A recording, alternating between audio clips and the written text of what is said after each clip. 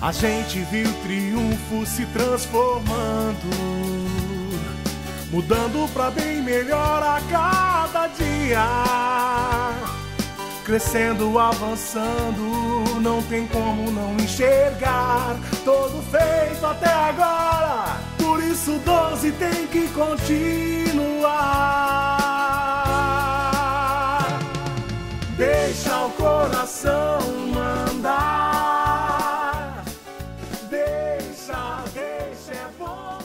Porque tanto eu, como o Palmeiras, como o prefeito Chico, nós somos de triunfo e estamos aqui em triunfo, andando nas ruas de cabeça erguida, conversando com qualquer uma pessoa durante o dia, durante a noite, qualquer hora, qualquer lugar.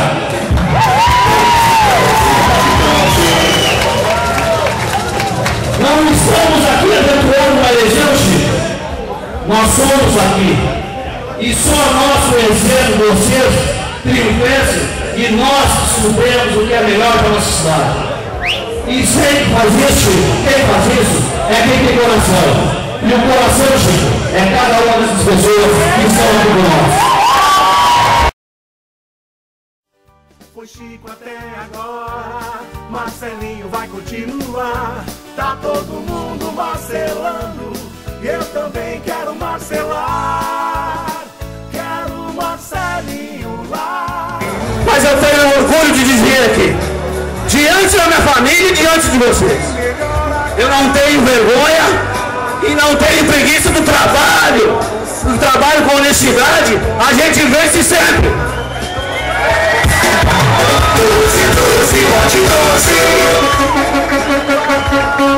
Por mim, nós temos um grande compromisso. O Chico, o nosso partido, o meu partido, o PDT, a coligação, está entregando para nós uma tarefa de compromisso.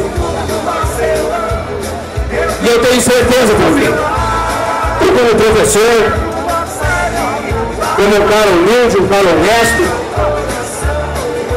eu tenho certeza que o teu objetivo, junto comigo, é querer o melhor para a nossa cidade e principalmente o melhor para as pessoas que vivem aqui na nossa terra. Agora, Marcelinho vai continuar. Tá todo mundo marcelando, e eu também quero marcelar. Quero Marcelinho lá.